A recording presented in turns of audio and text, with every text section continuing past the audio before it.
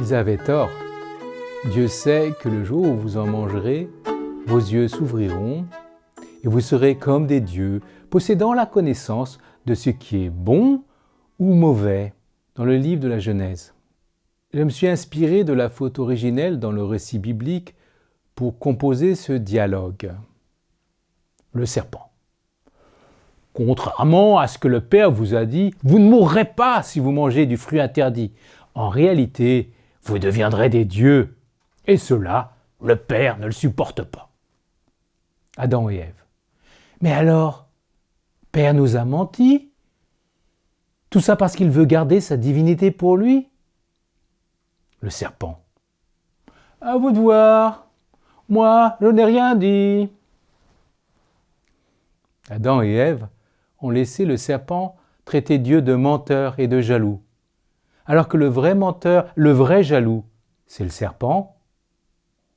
Préférant sa parole à celle de Dieu, ils ont cru pouvoir manger le fruit interdit sans mourir. Ils avaient tort.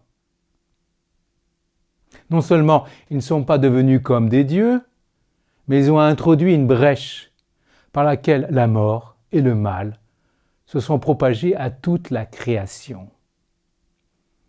Désormais, Adam et Ève ne supportent plus la présence de Dieu. Ils se cachent à son arrivée dans le jardin d'Éden. L'engrenage est en route. Par jalousie, Caïn verse au sol le sang de son frère, Abel, premier meurtre d'une longue série.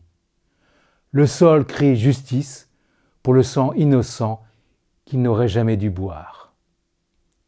Cette histoire de violence se poursuit aujourd'hui avec, à des degrés divers, notre complicité, indifférence, mensonge, oppression, entre les hommes, mais aussi entre les hommes et la nature.